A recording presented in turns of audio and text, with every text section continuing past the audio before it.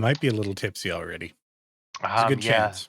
This episode may have started halfway through a bottle of something. Yeah. So just a reminder for those listening, we've now broken up our episodes. We're recording them 2 at a time. So we've already got an hour and change worth of drinking under us, and we both came with hard stuff. Yeah. Don't try this at home, Cheers. kids. Drink Yes. responsibly. For Drink God's sake, don't responsibly. drive. Oh, blah, blah, blah. In the episode that is lost, there was a game. I don't remember if I actually got to talk about it as I was reading the list of 300 games when I was supposed to have one. Um, but there was a game called, I think it was called Stunt Car Driver or Stunt Driver, something like that. You'd probably recognize it if you saw it. You build your own track, and it's literally just a track that looks kind of like a roller coaster, except it's a roller coaster sort of Hmm. framework with pavement on top. And this was back in, I think it originally came out in the 486 days. So don't go looking for it. It's awful. Uh, but my cousin and I, when I had my first jobs, I think it was like 18. No, I was definitely 19 because it's illegal to drink when you're 18. But what we would do on a Friday night is we would get 24 beer between the two of us, and we would pick a track and we would pick a car, and we would take turns trying to set a record for times driving around the track. And then we'd have a couple of drinks and we'd try again. And then we'd have a couple of drinks and try again.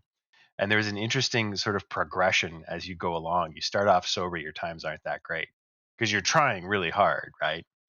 And honestly, I'm not a great fast driver. I have no frame of reference for doing it right.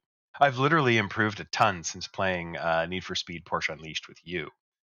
Um, but there was this interesting sort of curve as you start off sober and your times are bad. And then as you're drinking a little bit, your times get better because you're relaxed and you're just sort of going for fun. You crash more. So don't do this in real life. It's video games only.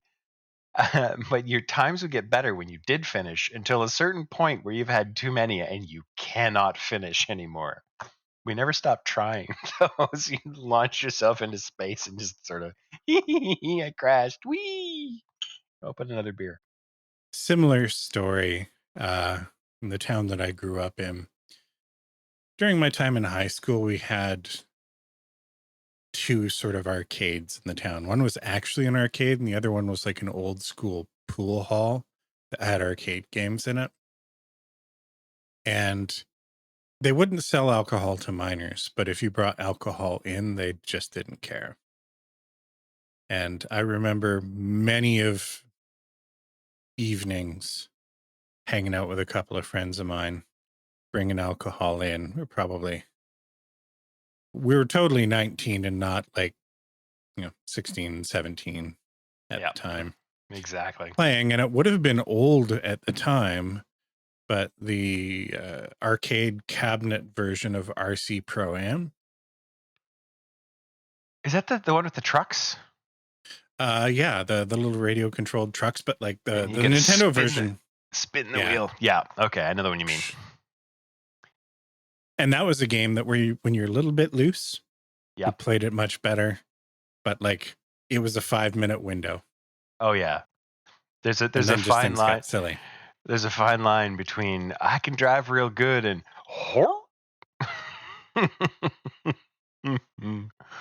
I don't think we ever got to that line, but we got beyond the stupid line numerous times. Yeah.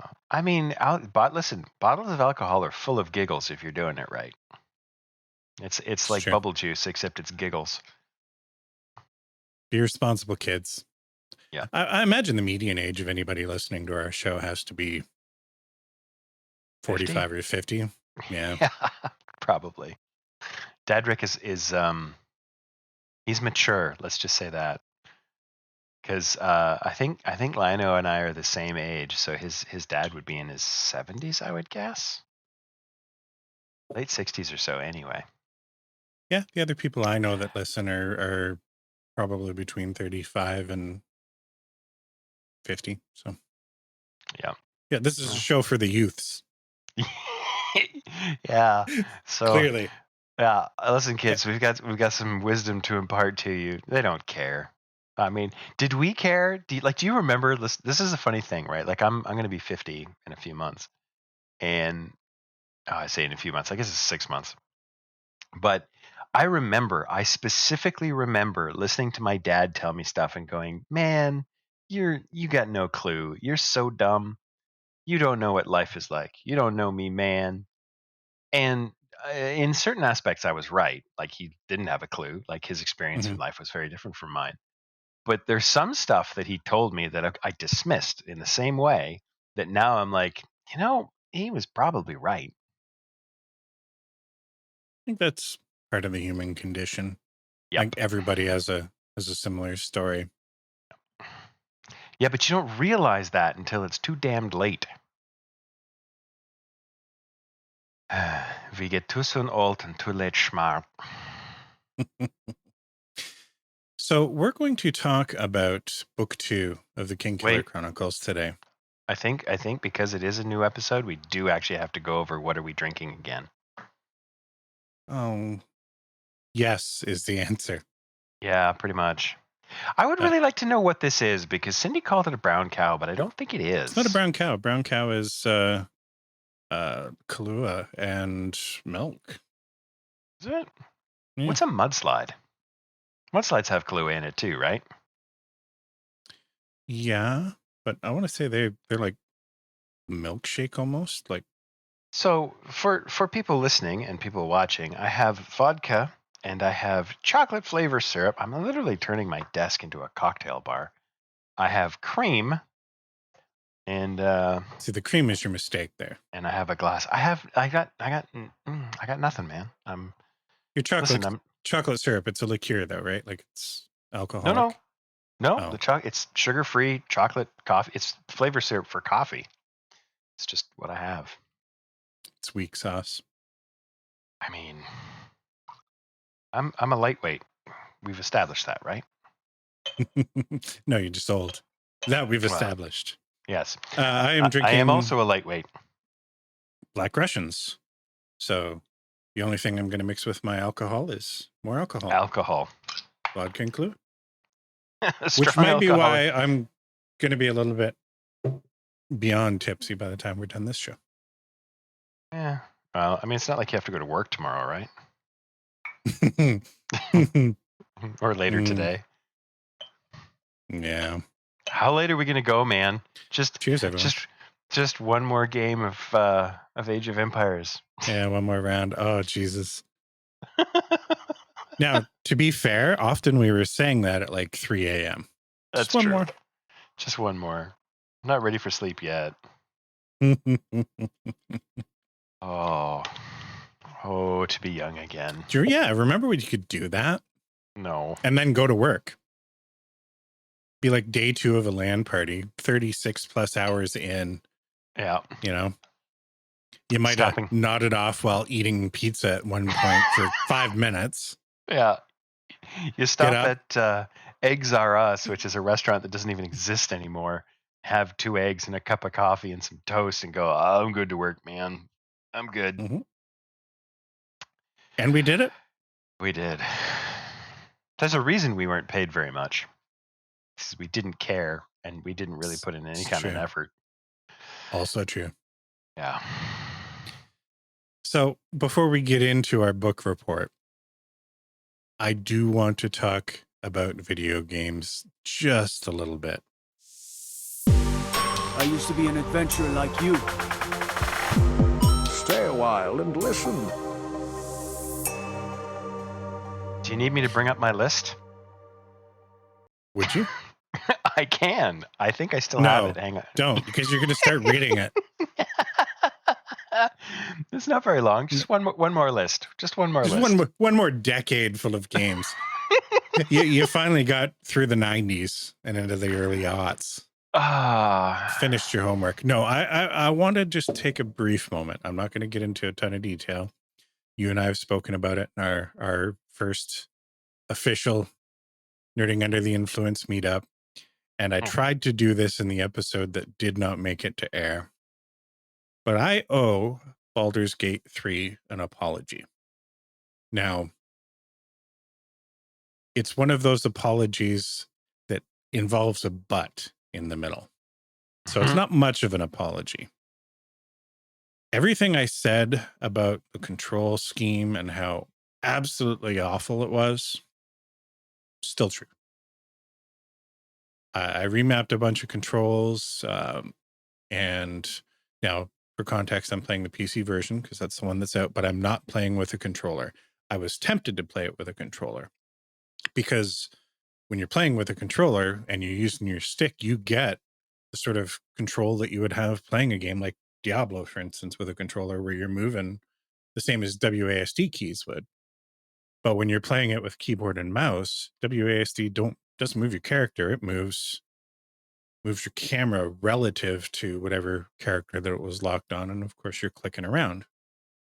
And there aren't even bindings available, like optional bindings in the menu to control active or selective character movement.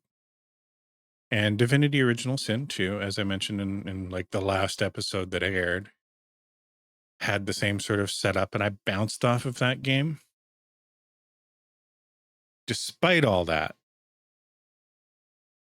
Baldur's Gate 3 is a fantastic game. If you have an interest in just playing like a game that feels like a complete game, but also feels like tabletop in a way that no D&D or D&D adjacent game has before it, you got to play it. It's fantastic. You know, it has some warts here and there. I'm not playing it on a high spec machine. I'm playing it on my machine downstairs, which is 7 or 8 years old at this point. Was decent at the time that I built it, but runs surprisingly well aside from some load times. I got a shitty SSD in that one, so definitely doing things like hitting quick save. Just, you know, everybody starts T-posing and sliding across the screen for about 30 seconds. But beyond that, no major performance problems. It's fantastic. I know you said you were on the fence about playing it. You were going to buy it, but then you were going to hold off. I know it's not in your budget. You got to get it, man. I will run it past the counselor of the exchequer. So on a related note, I started playing Baldur's Gate 1 Enhanced Edition. I got as Mm. far as the door of the inn. I haven't opened it yet. That took me 45 minutes. Not because it needed to, but because for some reason going through character creation, I'm like, what is this? Oh, if I did that, then I could do. Oh no, go back 2 steps. Okay, so what if I do this? Should I do this or that? What race should I be? What class should I be? How does this work in second edition again? That's the thing. The Yeah. character creation process in BG3 is, I mean, it's basically 5e, right? Like there's Yeah. some minor, you know, adjustments, but the process is basically like filling out a character sheet. Not quite as streamlined as using something like the Character Roll20 Mancer. Character Mancer or D&D Beyond, but um, at the same time, there's a little bit more hand holding, you know, Hmm. so just to kind of take you step by step. And you're not only you're making your character, you're making sort of a guardian character that isn't really explained initially. And you have the option to completely respec all of your other characters too. I didn't realize that when I started playing, but you have these Oh, companion sort of NPCs that have their own stories and yada, yada, yada, but you can respec them. huh. I haven't done it Yeah. yet, but I've got the cleric character in it. I think I'm going to go life domain with. She's trickery. What the trickery? I forget what it's the subclass is, but Hmm. not particularly useful given my party makeup. I am definitely going to play the game at some point. It's probably just not going to be until the first time it goes on sale. Likely Probably be a Christmas. while for that. I mean, it doesn't have to be a big sale. It just has to be enough that I can make a case for, hey, we have some spare cash hanging around because I'm not playing golf every day now. You know, mid October when it snows for the first time. Mm, well, if they're going to get their money eventually, then probably not a big deal if you find a copy floating around the high seas. I would never do that because that's wrong. That's a topic for another show. Yes, that is a topic for a serious show when we haven't already been drinking for an hour. Yep. That's all I wanted to do. I wanted to talk about Baldur's Gate 3 just to say, hey, it's a fantastic game that has one big flaw. Play it anyway. You'll get over it. And I don't want to say I'm used to it. You know, like I still notice the inconvenient controls, but I've adjusted enough that it doesn't significantly impact my experience. And I'm finding not just an amazing game and like a weird complete game. You know, I'm used to in today's day and age have, you know, oh, where's the premium shop that's trying to sell me DLC and experience buffs and battle passes and cosmetics. I It's pre-ordered it the day before it came out because I heard that if you did pre-order it, Larian was automatically upgrading you to the digital deluxe edition, which they did. And there's no badgering, there's no hard upsell. It's a double whammy of this game feels like something from the past where somebody just made a full featured game. You bought it once and they gave it to you. And also like a really slow turn-based game in an era where other games that were like historically turn-based are moving away from it, like Final Fantasy. You know, that franchise is becoming an action like Devil May Cry kind of video game series now. And, you know, JRPGs weren't even like slow turn-based in the same way that the sort of American and Western civilization. CRPGs were. Yeah. But there's times now, like, you know, where we're like one turn in combat, like D&D, right? Where I can sit there and weigh my options. It's nice because I'm not like holding up the group if I'm playing it single player. Mm-hmm. So I can take my time. I can do the player, you know, the player at the table who's not prepared and didn't start thinking about what they wanted to do until it was their turn. You can do that. I feel And attacked. yeah, I think every player's done that at some point. At least. Some more than others. But anyway, that's just it. We'll get into the meat of the show, which is talking about. Oh, before we get to that, I would like to say one of the things because I really enjoyed when it originally came out, Neverwinter Nights 2. And I tried to play it multiplayer at one point, and it was just like I was playing as a cleric, and it was impossible because you're trying to play it as a like an action RPG, but you have this massive list of spells. And it's like, well, no, I have to stop and choose my spell. Like I have a couple that are sort of, you know, quick fire on hotkeys or whatever. Mhm. And I'm sure it can be done, but it was not quick or intuitive to set up. Like it's the kind of thing that needs to be done as as turn based. Gonna mute Mhm. that. I don't know if you could hear that, I but heard something. yeah, No that's biggie. motion detector on the cameras. Speaking of which, I'm going to actually take an opportunity to plug our YouTube channel here. When we had our meetup the other day, we talked about potentially playing games together and maybe Mm. doing something with that. Again, not something that's going to fit the podcast, so you probably won't find it in those feeds.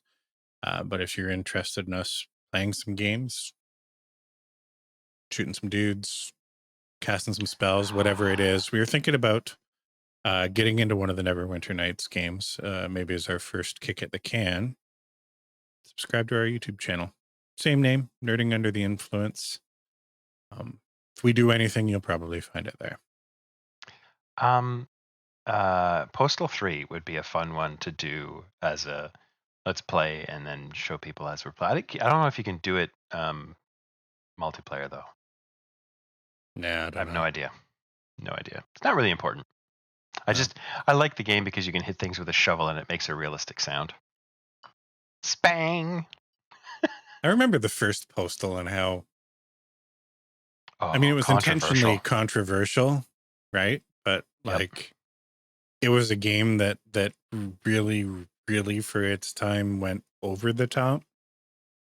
was actually a fun game, despite Yeah, yeah, it was a what pretty it good was game. going for. And it wasn't actually like post Columbine. People were pretty sensitive about games that, Or overtly violent.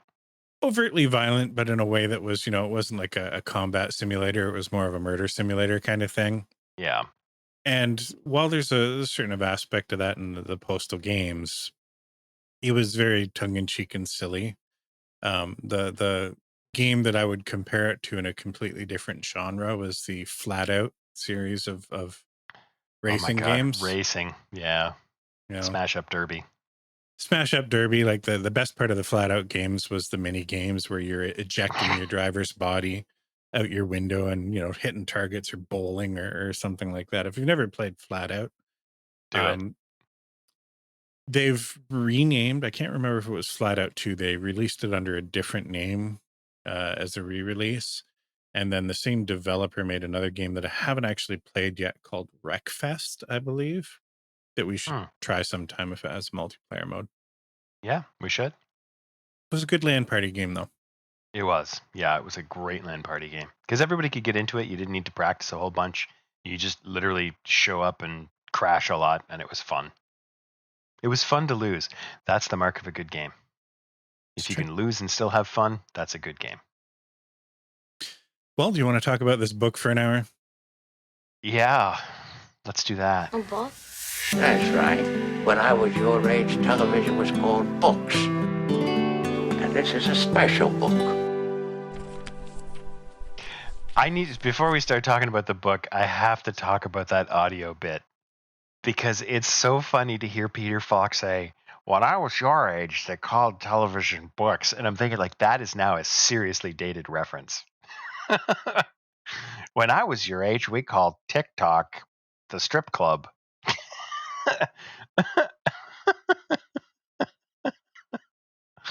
I don't know what the reference would be now, but I mean, like, does broadcast TV still exist for anyone other than boomers?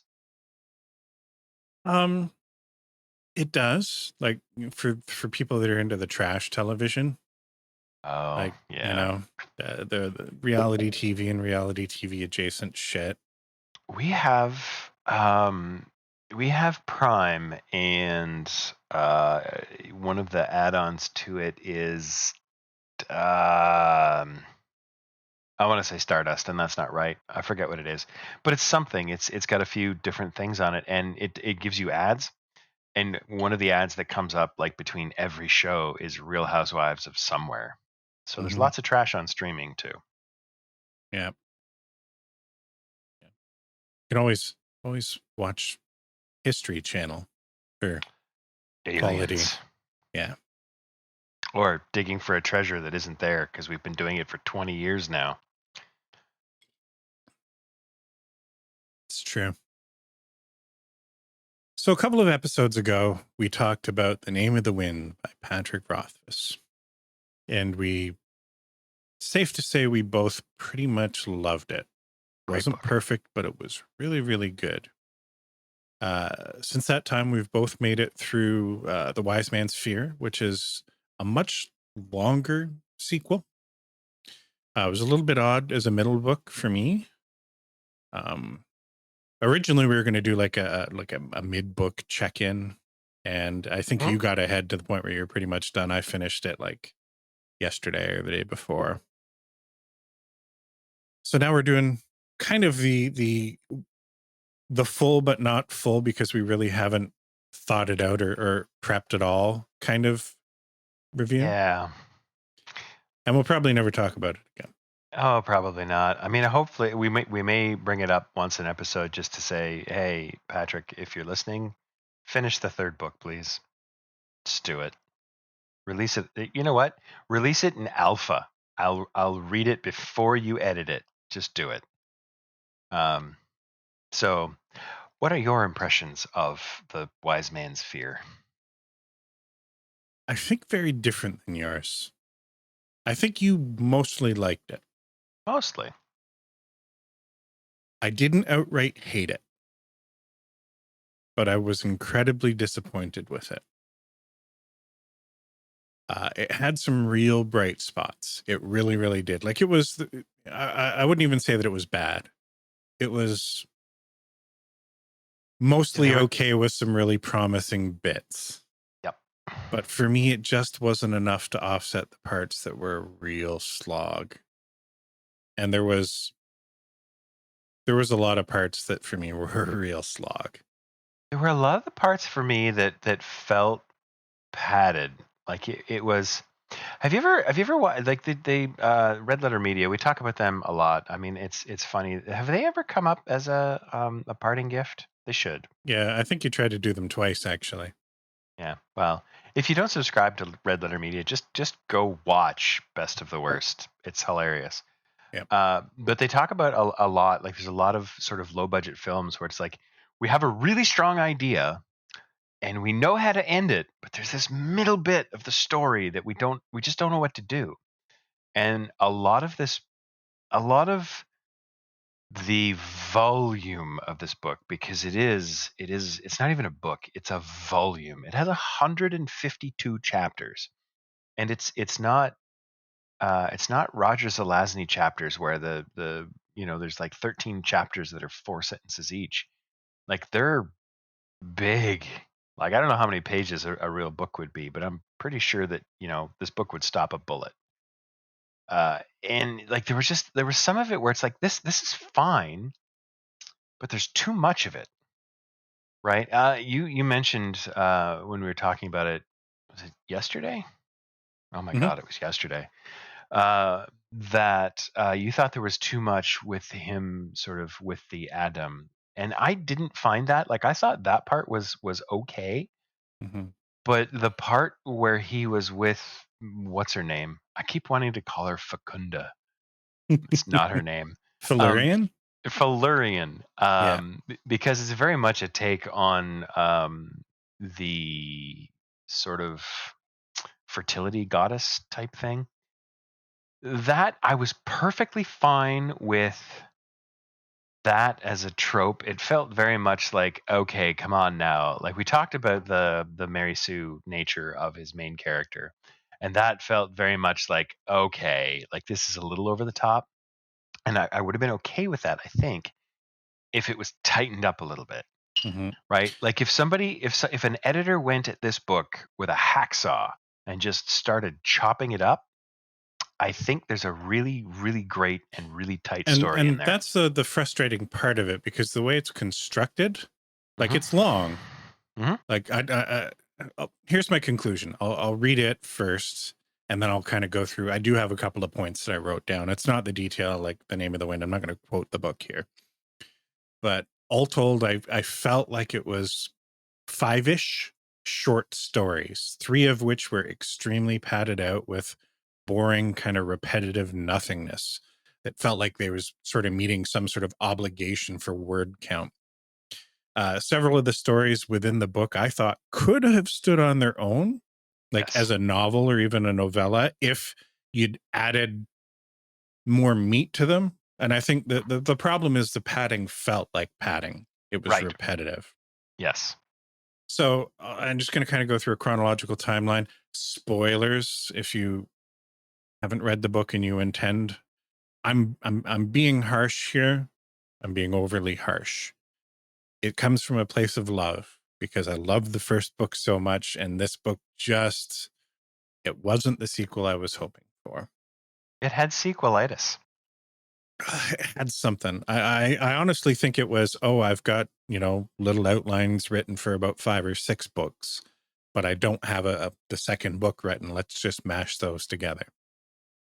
One of my gripes about the first book, and it was a very, very minor quip, is I felt it spent too much time at the school. Again, it padded some stuff out with that whole school atmosphere didn't really appeal to me. Mhm. Like I'm not into the Harry Potter stuff. I don't look at post-secondary school with nostalgia. I mean, I did it as an adult, so that's probably a big thing. And where it ended off after the first book, I was like, oh, we're going to get out of the school pretty quickly in the second book and move on to, other adventures. We've He's sort gonna of, grow up. painted the picture that this is a character that has done all kinds of cool shit. School was kind of the beginning of it. And there was some mysteries and some threads that were established in the first book that didn't really get to be explored. And it's like, yeah, we're going to get into them. And we didn't. It took way too long in this book to get away from the school. There was a little heist in quotation marks that I thought was fun, It was but cool. it was cool, but it came completely out of nowhere and it was over like the minute that it started. Like if a lot of that little school, like, I don't know, 10, 20 chapters that were dedicated to that were leading up to that little heist thing. And If there was some tidbits, there was some nuggets that like, oh, I remember where, that came up in a conversation, but you didn't connect the dots until the heist. It was sort of like watching a like an Ocean's movie, mhm. where like when you watch an Ocean's movie, you see all of these things, and then like the heist happens, and then you get to see what really happened, right? Mhm. All we got to see was like the last 20 minutes of the Ocean's movie. We didn't get to see all the interesting sort of things that led up to it that were connected and gave the last 20 minutes all the context where it's like, I saw that and I know why it's clever now. I want to build on that because there's a funny thing that because I enjoyed the book, but I definitely do see a lot of it feels stretched. It feels stretched, Mr. Frodo. I feel sort of stretched thin. Um, and what you've just described really brings up a disappointment for me because that team up atmosphere for that sort of heist was really good, and if he had built on that and rolled forward with that and gone into like the fourth Harry Potter movie where Harry and Ron and Hermione are in the woods and they're trying to figure things Mhm. out and things now become more complicated, that would have been an interesting story. And it retroactively actually made the first book a little bit worse for me, because the one thing that we both talked about as being a little bit disjointed was that whole thing with the Dracus. Yeah. Felt really disconnected from the 3/4 of the book that we spent at school. And if this heist thing were the climax of that first book, and they And really, then, yeah. yeah, flip those two. Now I imagine he maybe didn't, have that written or figured out, because there is a Probably gap not. between the first and second book time wise. But like, if it had been flipped, like, then the first book wouldn't have had that little bit that felt like it was tacked on at the end. The school would have wrapped up at the first uh end of the Mm, first book, and then the second book could have been like, yep, I have to leave now. You know? yeah. So that whole like the school thing both felt way too long getting away from it, but at the same time not enough time focusing on the only real interesting part that actually happened during that all. I think It a should lot have been of, two books. yeah, I don't know if maybe he took the Mary Sue criticism from the first book and said, you know what, I need to work some time into this early part of book two, showing Kvothe failing at some stuff, or making some boneheaded decisions or something like that. I don't know. I don't know They what were it was. that was telegraphed in the first book though. Like based on who Hmm. because the whole thing is told in flashback, right? So you know that present day Kvothe looks back on this time as like I was highly skilled. I was very successful at a lot of stuff, but And I was an idiot. all of the outcomes of the things that I was really good at Hmm. didn't work out. And he did need to show that. Um, but it's like a lot of is, I mean, the sort of common thread here is going to be that it should have all happened sooner, right? Hmm. Because of course he screwed up the relationship with what's her name. That should have happened sooner. Hmm. Um, there's some interesting stuff. I have a different opinion of who I think Denai is now. I think that she's Here's just a the person. tragic part. I almost don't care, and that's sad. I don't. You're right. I don't really care about her anymore, but I do now have an interest in who her patron is. Yes. And I'm pretty sure that her patron is one of the Chandrian, and they're using her to get to him, I think. Maybe. So no, it would have been nice to get some of those breadcrumbs in this book. Yeah. All right, so we finish up at school finally. Quoth has to take some terms off, so he ends up finding somebody that could be potentially a quasi patron, and he makes his way to uh, another country or province, saying a city by the name of Severin. A very different sort of hoity-toity environment for the most part, and I appreciate the attempt at providing some flavor here. But we spent more time focusing on like boring social shit, like the meaning and material science of fucking rings, than dealing with the major events that were sort of happening around it. Like the one thing that happened that was really interesting was the Alvaron's poisoning and why it was happening, but it like completely abandoned. Right? They abandoned it and sent Quoth off to do something else, and it sort of resolved itself off screen. Yeah. That was a bit weird. You know what? I will disagree with you though. I did like the construct of the rings and what they meant, Oh, I because did.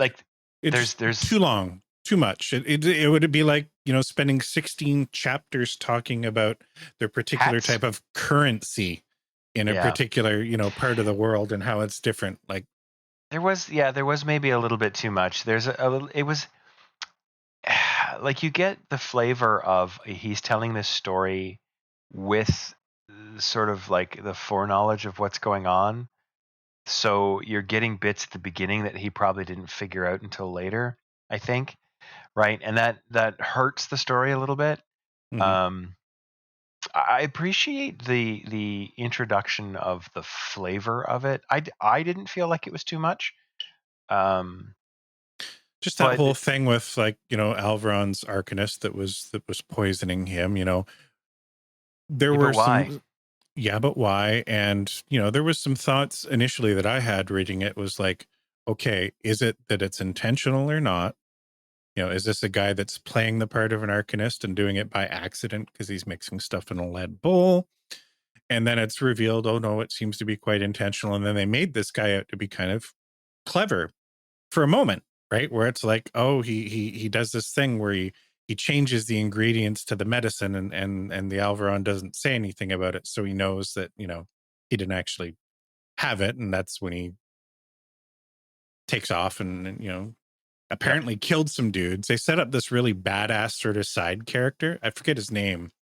One of the like the Alvaron's muscle. Oh yeah, I have a You know, feeling that's a an RPG character that Rothfuss has played somewhere else again. yeah, just sort of this tough guy that's like cutthroat. He'll tear your arm off or whatever, and He's it's not like he subtle.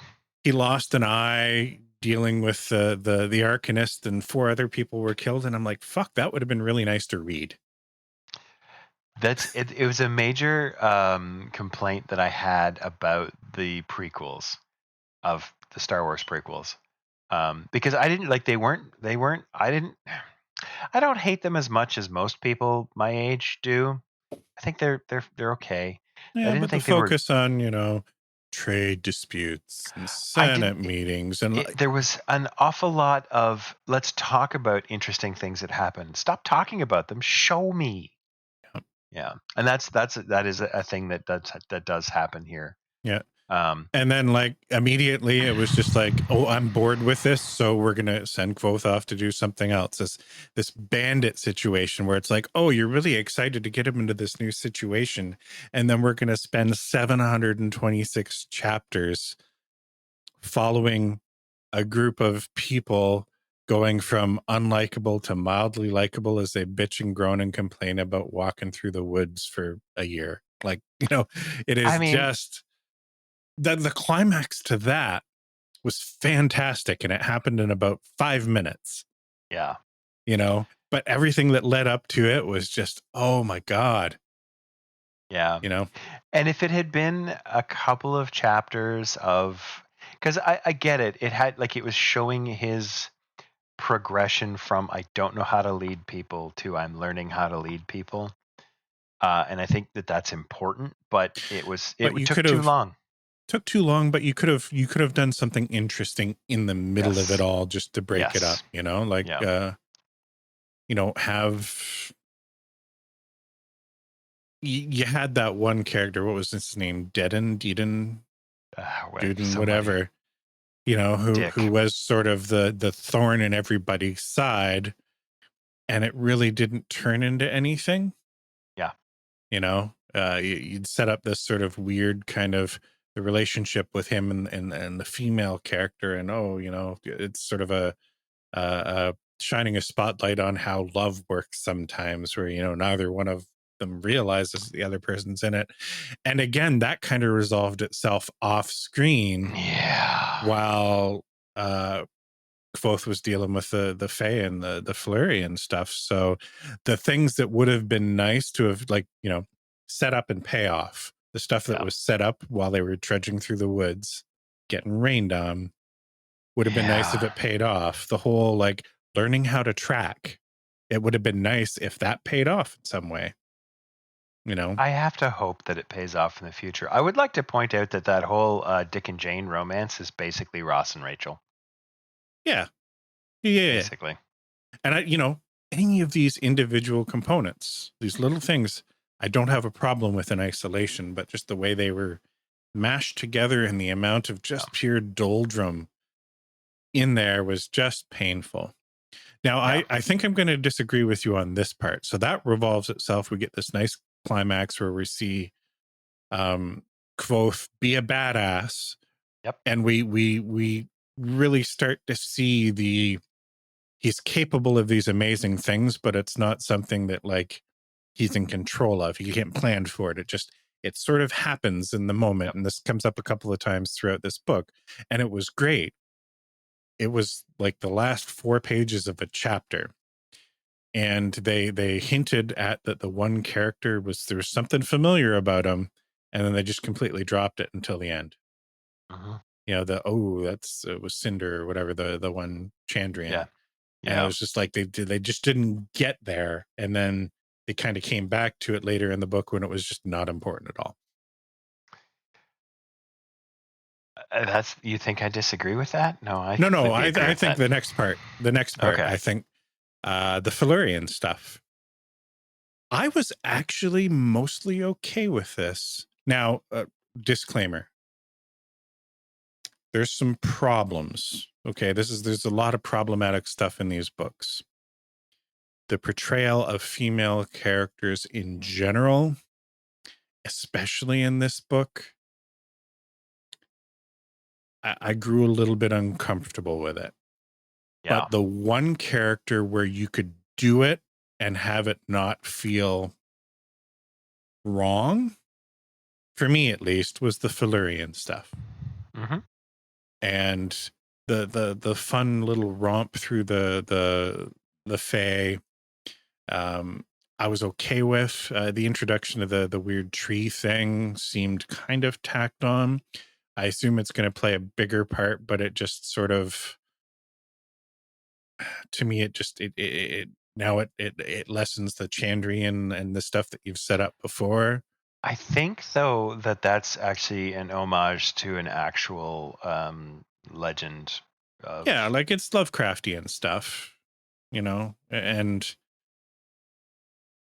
okay, write a short story about it or something like that. Shimming it into here just felt like, don't get me wrong, I liked seeing the flavor of the Fae, the idea that there's this other part of the world or worlds, multiverse, universe, whatever. whatever. It's very D&D, right? I'm running my D&D campaign through a bit of a Feywild romp now that's been going on for several months, and I like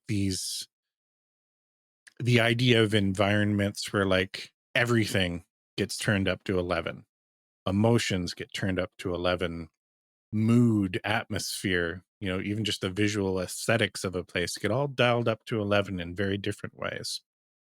Welcome to Avatar. Yeah. So in that aspect, the Felurian stuff worked for me.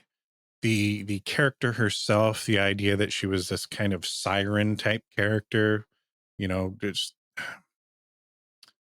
I get that there's a problem with it. Again, it has to do with the portrayal of women, but also, when I have questions or when I read stuff like this, one of the mental exercises I do is like, how well would this go over if the genders were reversed?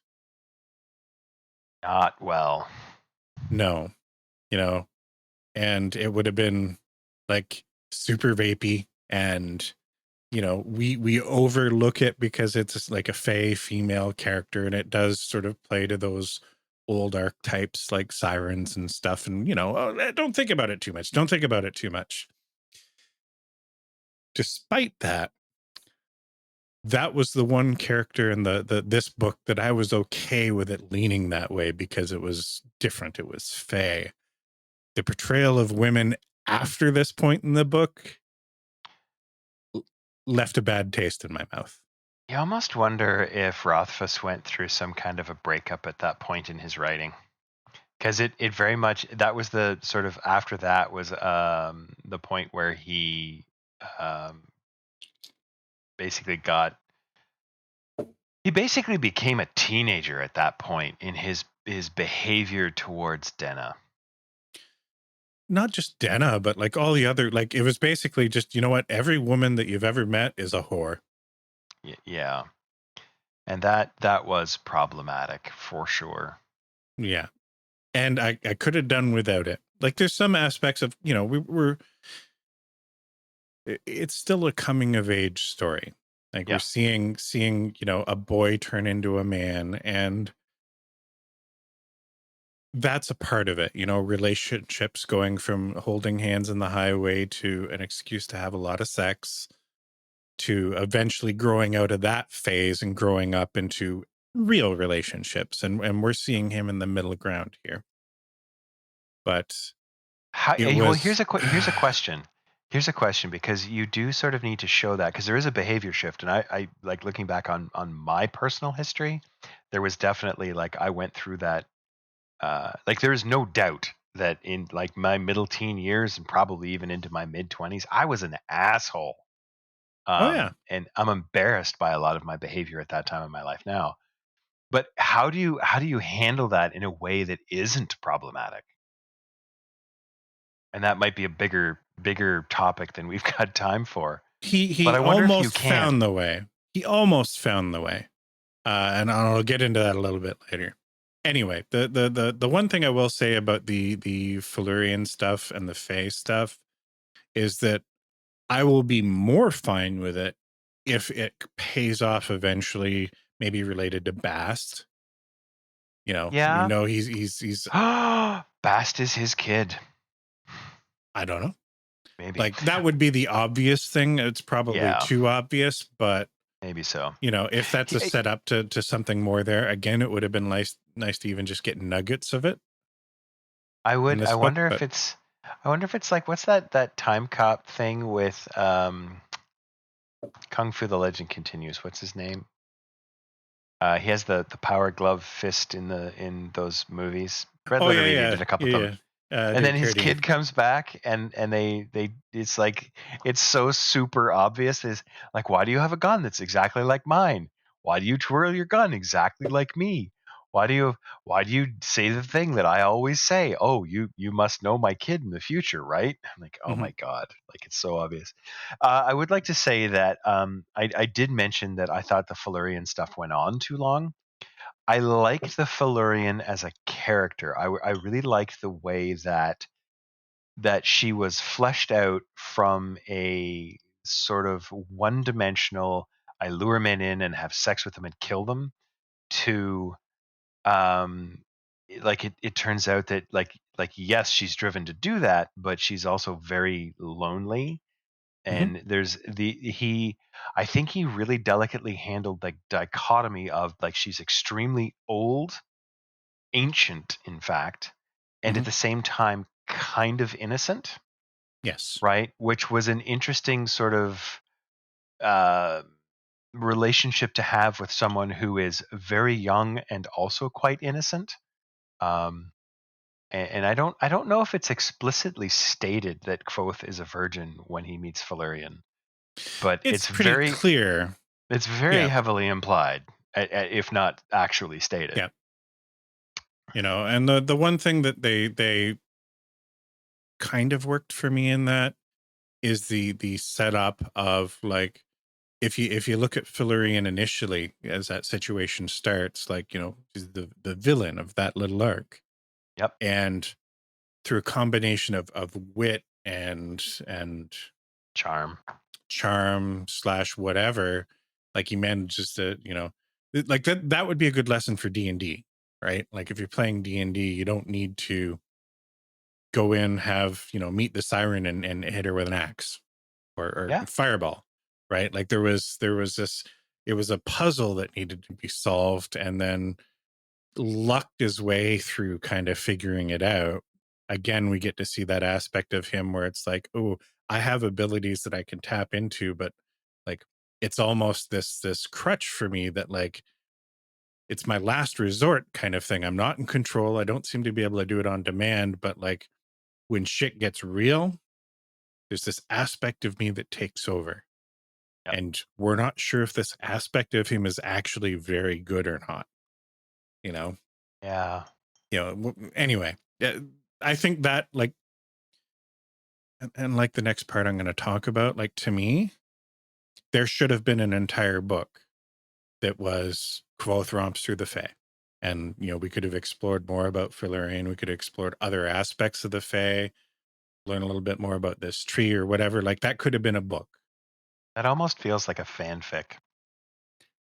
To a certain extent. But I think the same thing is kind of true about most of the aspects of this book. So after the Fae thing, uh, he comes back, he meets the four people he was traveling through the woods with, realizes that by convincing the one of them to teach him some things about his sort of, it was basically, His the book where, creed. yeah, where Quoth gets to, become a Tibetan monk for a book, right? Like, this Oh, kind of thing, tapping he's into, he's a Mandalorian now. yeah. So anyway, the setup is that he realizes that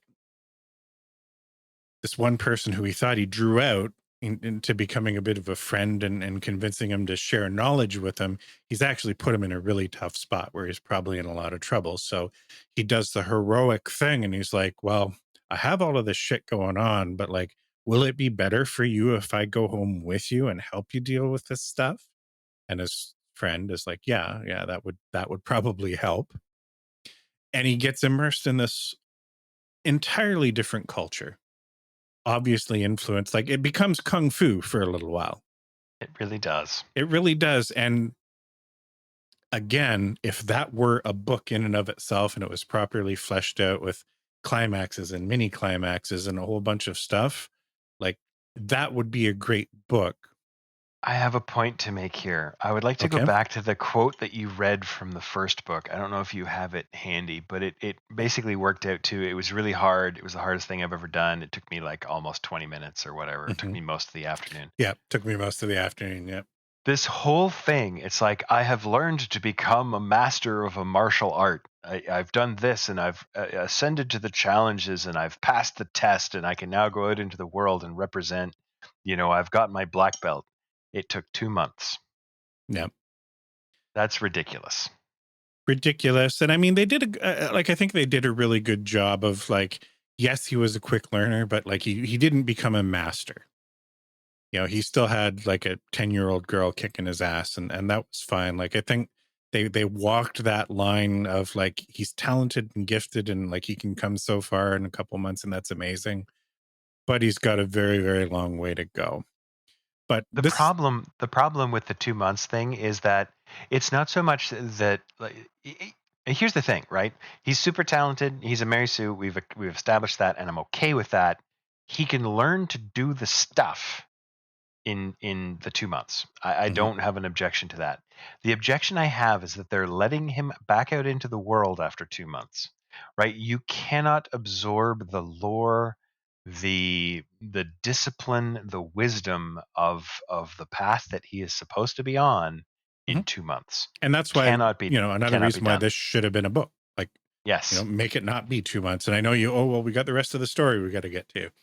No, fucking put the rest Make of the it, story yeah, on hold. make it a 7-book series. Like, they're good Yep. enough. And instead of fleshing it out with the repetitive crap, and this goes back to what I said about like the rings from the Mayor Alvaron stuff, like the again, trying to paint a picture of a culture and all the time they spent talking about uh, the Adamic language and the Lithani and the Khitan, and like that just got Hmm? repetitive. And then as we were getting close to the end of that, then like way too much time with him getting punched by and then sleeping with women of varying ages. Like, you know? Yeah. I did. Okay, so I'm a big fan of Robert Heinlein's sort of middle body of work. And one of the books, especially as a teenager, that I really appreciated for a large number of reasons was Stranger in a Strange Land, which was about a Martian, I think, that came to Earth. It's been anyone who's listening who is familiar with the book. I don't remember it well enough to talk about it a lot, but one of the things that I do remember as a major theme is just the idea that, especially North Americans' attitude towards a lot of the social mores that we've Hmm. established are silly. Hmm. Like, why are we monogamous? Is like personally, I'm happy being monogamous, largely because I don't have enough energy to satisfy one woman, let alone more than one. But there's no particular reason why we should be, other than somebody wrote it down in a book one time. Hmm. And so I did kind of appreciate the using that as a sort of storytelling marker for these people are absolutely different. This is a different society. They think differently. They emote differently, and that's a really good way, because it's one of the things that we sort of use as a foundational belief is Hmm. this is how sex works, right? You must first enter into some kind of a courtship. It must last a minimum of 3 weeks, and then you have to lay down in a bed with a sheet between you until you're lawfully married Hmm. by some old man who has sworn an oath of celibacy. So And I appreciated the, hey, you know what, like, it's just like, it's just a thing that we do, because yeah, I know that you want to, I want to, you want to, why don't yeah. we?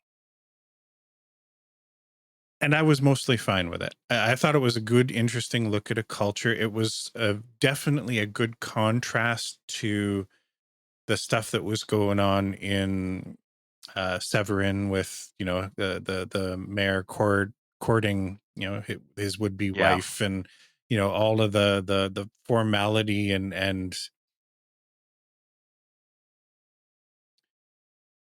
theater involved in that process. Like it was a refreshing contrast to it, and I really could have dug it if the rest of the book didn't basically shout out women are whores, and here's this place where, oh no, don't worry about it, it's okay, they're okay with it, you know like it felt more as an excuse to sort of continue that than it, and like, oh, we can have Quoth sort of experiencing his sexuality and stuff in an environment where you can't say that it's bad and terrible that he's sleeping with a ton of women, because this culture's okay with that and it's normal. Like if they'd have done that, and maybe it was just one woman, his trainer, I forget her name. yeah, anyway, if it was just the one, his teacher, Mhm. um and the sort of awkward conversation that they had afterwards about him being a little bit jealous about the idea of her spending time with somebody else, and that's how we explored that sort of cultural aspect of the Adam, where they just don't look at sex the same way we do. That would have been great, you know but the fact that, like, slept with her and then slept with the other, the younger girl, I can't remember her name, right afterwards, and then, like, I was just like, are you gonna sleep with the 10 or 12-year-old kid that's been kicking your ass too? Because, like, that's where you're going.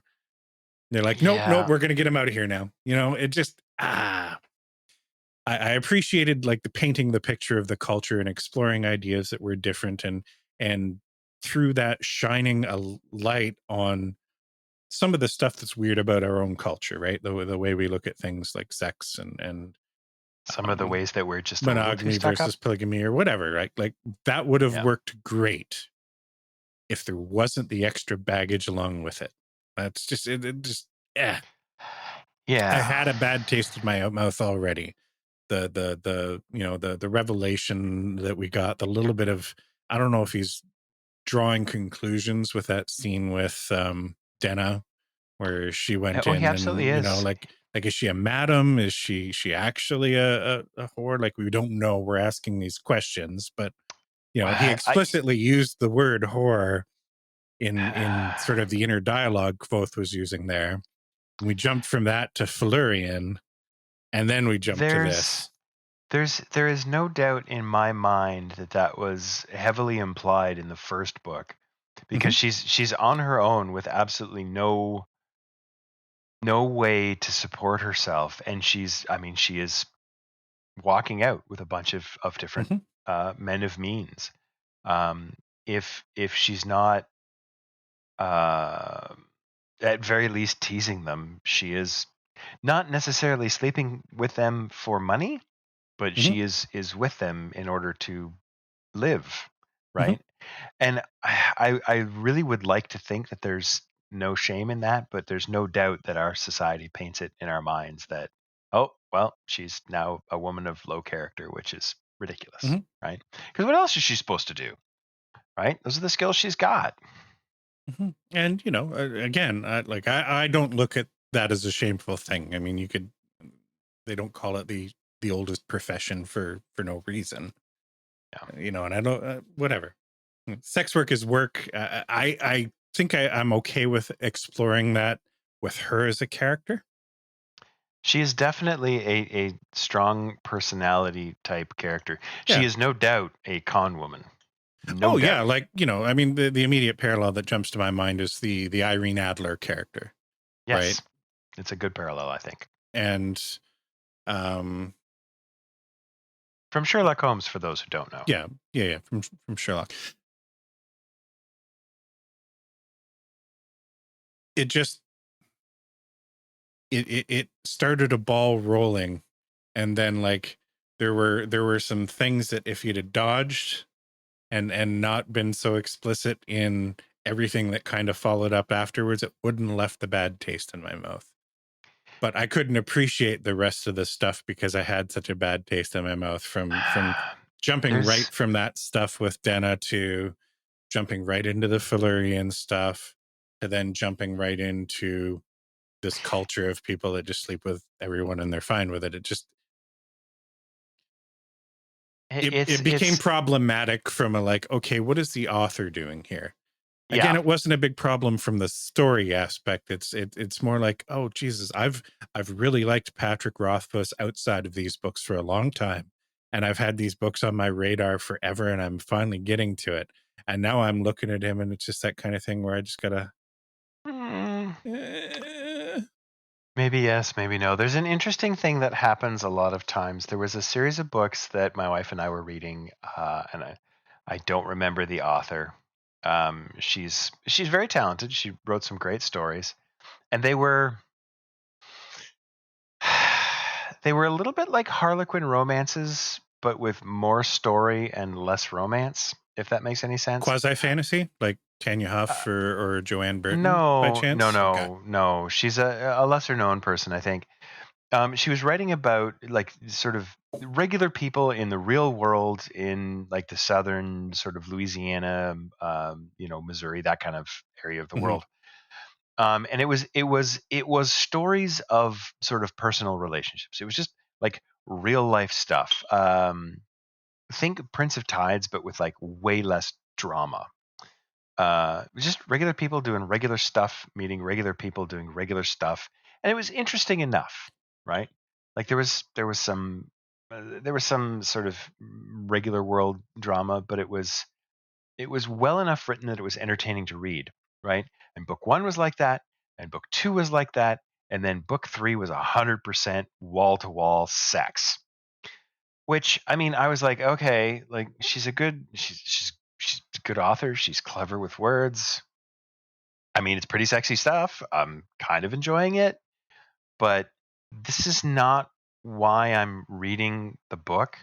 And it didn't occur to me until you started talking about it that literally, like, there was like the first book, there was a little bit of like almost like grade 6 and 7 type, boyfriend, girlfriend, maybe we're gonna steal a kiss type description of how people are interacting. You have behind the scenes, like behind closed doors, we know people are having sex, but we don't need to like bring it out into the light and shine a spotlight on it, right? We're not describing it, we're not talking about it because we don't need to. It's part of the story, and I Mhm. mean, it's an important part of human nature, so we know it happens and we're okay with that. But we don't need to do it on Main Street, right? And Yeah, then and in I'm book 2, it's like let's spend 50 chapters talking about sex mhm. graphically. And I'm okay with that, like in reasonable doses. Like, I have no problem Sure. with, nudity in my movies. I don't, I'm not Yeah, it's whatever. fine, but Like but you know sex is what? human. But it But just is seemed it like there necessary? was, is it necessary? Well, okay, that's one part of it. And is there baggage attached to it? And it just felt that there was some sort of like judgment baggage that was attached to the way this stuff was written. Yeah, maybe That so. just like I'm fine if like there was some aspects of it that like I didn't have a problem with. For instance, when he came out of the Fae after the Felurian thing, and he ran into the woman at the Pennyworth's Penny whatever that The inn bar. was, that roadside Yeah. inn, the one that had like flirted with him Mm-hmm. initially, and he was all awkward child, and then he came out of that, a man. Oh, we can tell he has a glow about him. But the idea that like he was uncomfortable, and this blushing little uncomfortable boy, and Yep. then at the end of it, after this experience with Florian, he was, yeah, Uh, I'll show you what I oh can man. do, a man. And Yeah. they a little bit of writing about that little slap and tickle or whatever, I would have been fine with that because there was some setup, there was some payoff. We're painting the picture that Kvothe is growing up and he's in a new phase in his Yes. life where this is a part of But it. we don't need a play-by-play. We can do, you go behind a veil and it happens and we know it happened and you come out and then you can talk about it a bit. We don't need you to, thrust his tongue into her sweaty armpit. We don't need that level of descriptiveness. And I appreciate that with the Felurian stuff, like there was some sort of physical descriptiveness about like the body and like the descriptions of the character. He didn't get overly descriptive with the acts. Like it almost felt like a weird parallel to the martial arts aspect of the Adam stuff, where they had the names for the maneuvers and the positions and the part of the katan. And if you go back and look at what the Flurian stuff was, it was almost identical, right? Like this is Mhm. the crawling kiss, and this is the you know snow blowing in the wind, and this is the I don't know. That was fine. Yep, It's that's fine. fine. I don't want to talk Poetry, about it. poetry as sex is fine. Yeah. That's fine. Last thing I want to talk about before wrapping this section up is sort of the next section of the book, which to me was my favorite part of the book. It was short. I can tell it was probably like all of these probably started as a short story that he mashed together, but he didn't feel the need to pad this one out. And that was after coming back from Adam. It was abrupt because it's like, ooh, there's a troop and wagons on the road, and immediately we're like, something's going on because he's acting weird about these guys. Turns out that they're not a troop, they're bandits, and they've uh, kidnapped, abducted these two girls, and obviously did not treat them very well. I appreciate that he didn't get into Yes. the details of whatever sexual acts had taken place there. It was implied subtly that these girls were not treated very well, and we got to see Kvothe in a digestible, well-paced few chapters be the hero. Not that he did anything particularly crazy. I mean, yeah, he killed a bunch of these bandits, but he made good choices, heroic choices. Hmm. And we got to see that aspect of him. He killed the bandits, rescued the girls, managed to pull one of them out of the shock that she was in. So we got to see some of the academic aspect of him recognizing that situation. He gets to the town. He realizes that, he's not getting the parade coming in because people are wary of him there. And rather than him just, walking off in a huff, you see him exploring the situation and realize, oh no, these people actually, experienced some loss and they're all reacting to this trauma that happened in their own way. And he learns some stuff from this sort of backwater doctory type character that Hmm. sets something up, and he realizes, oh shit, the college education I have isn't the be all and end all. He sort of recognizes that while he was doing good things, he did awful things to resolve the situation. He was willing to turn himself in so that these people weren't, having to pay the price for his actions. And of course, it's like a cowboy movie at that point, right? He leaves Yeah. town, and everybody's like, go on, you did the right thing. And, turning a blind eye to murder because Yeah. murder can be right. And that was sort of the message of that. Like, the Dr. Nan character, I think they called her Old Nan or whatever. They made it clear, like sometimes there's a limb that needs to be cut off and sometimes there's people that need killing. Yep. And then that was done. Like that was a short story in the middle of the book and it was fantastic. And if the rest of the book was paced like that, I would have loved it. The rest of the book could be paced like that. You just have to cut out about 50 chapters. Yeah. Literally, about a third of the book needs to be cut for pacing reasons. Yeah. So anyway, I've griped, I've pointed out my obvious concerns and disappointments in this book. On the whole, it was still worth reading.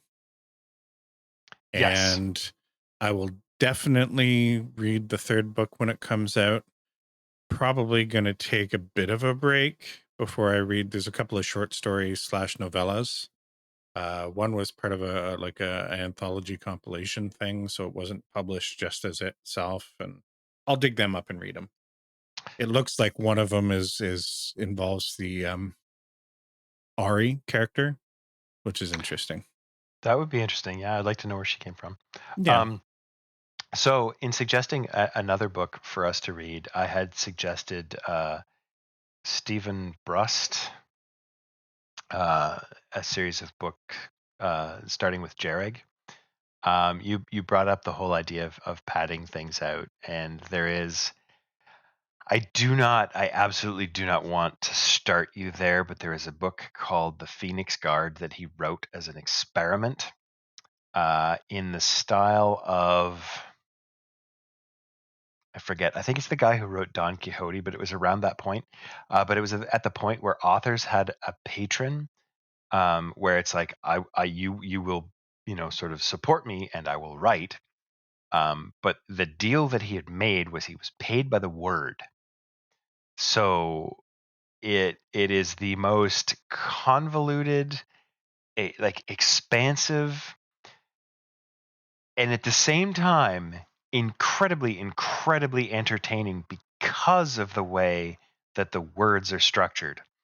So I really want you to read that book. It's called The Phoenix Guard, but I don't want you to read it until after you've read the most of the Stephen Brust books are short. Mhm. And I think that they're fast, they're well paced. I think that you will enjoy them a bunch.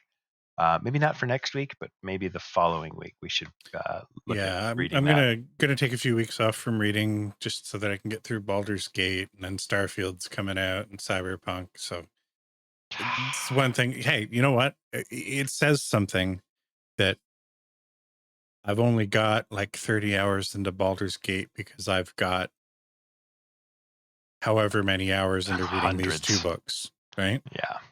No, it's fine. Take a break. I don't have an objection to that.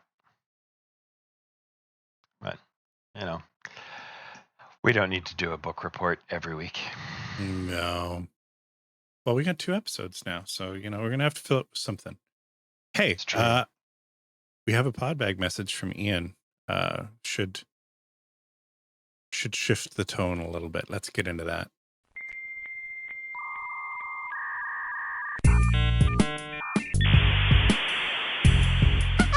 You've got mail.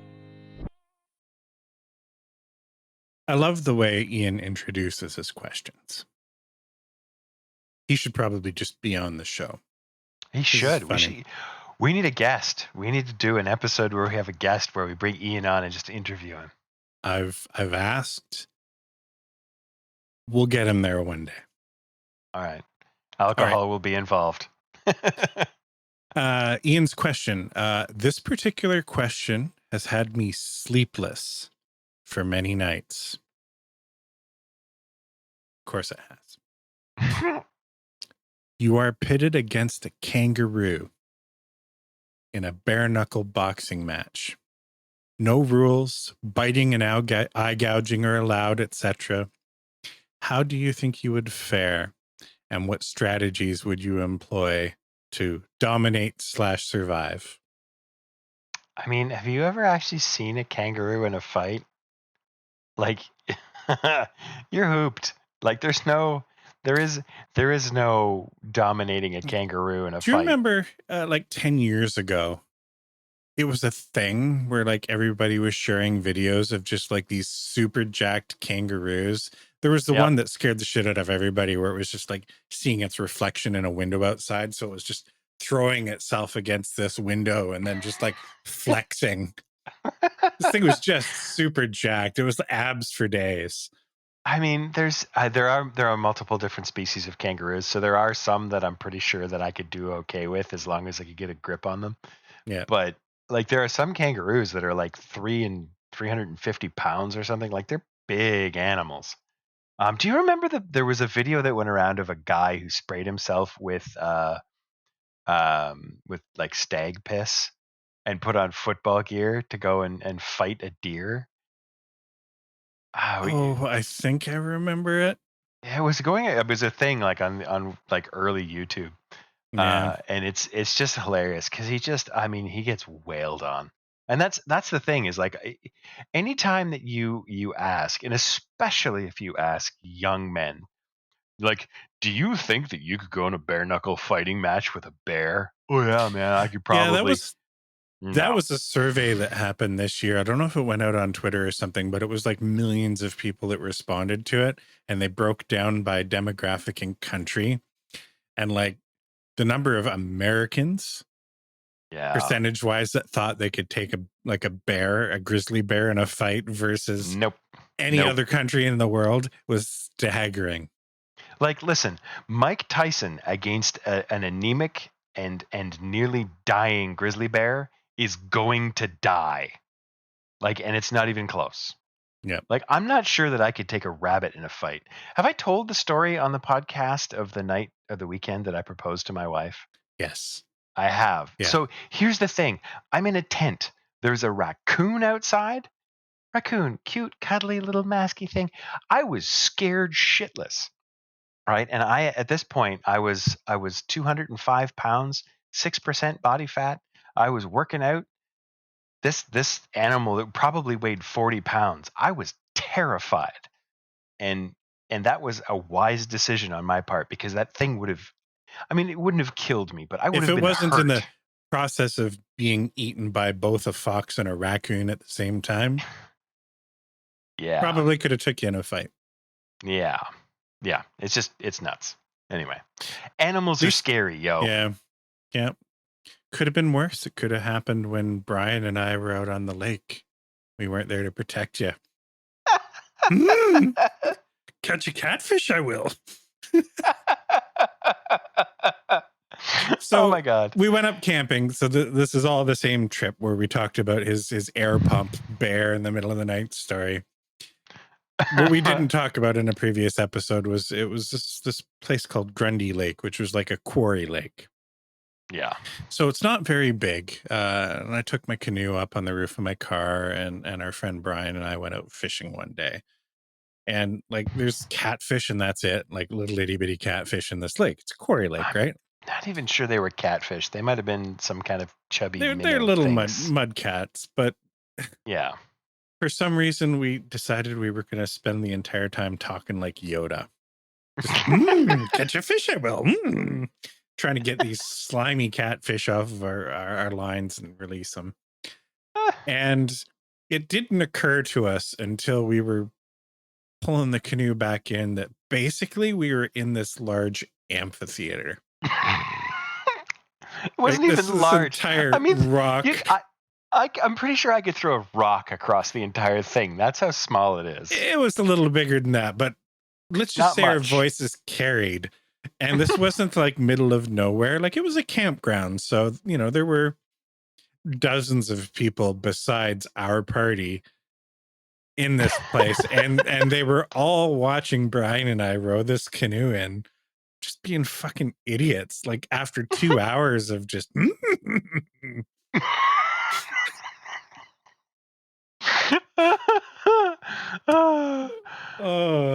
Yeah, we were listening to you for a while. It was great. Anyway, back to kangaroos. Fight a kangaroo, I will. No, you won't. I think I'd have to do the Star Wars solution to this problem. Do you remember the terrible enhanced, what did they call it? Enhanced edition, special edition, when they re-released it, and there was the scene in the first movie where they took the footage that was supposed to be Jabba the Hutt and Han. Oh, and they walked over top. Because it wasn't actually, you know, a big slug creature. Like it was just a dude wearing like fur, right? Yep. And the scene where Harrison Ford, where Han walks around him, they just like just the worst CGI if you've never seen it. Had him step on CGI Jabba's tail because the tail would have been in the way, preventing him from walking on it. And you know, Jabba makes his face, and you know that's a scene. Like it just fuck. Don't put it in the movie. But the whole walking around and trying to step on the tail, probably be your only chance against a kangaroo. The trouble is that kangaroos, when they fight, they sort of lean back on their tail, right? And they're actually standing on their tail, and they'll just turn to face you wherever you go. So getting behind him will be the trick. Getting behind him, if you can get behind him, get on the tail and just wrap around the neck and pull him back. Like your only chance to subdue him, because you're not going to take a kangaroo in a fight. No. You don't, you know, and it isn't the punching. Like everybody thinks boxing with kangaroos, it's the kicking, man. Like, oh yeah. They fight like cats. I don't know what the like foot pounds of force, like calculating it in kilonewtons, that a kick from a kangaroo will knock you unconscious. It will. I wouldn't be surprised if it would break your femur if they kicked you in the femur. Like it's that hard of a kick. Well, it would certainly break your knees. It would certainly break your shins.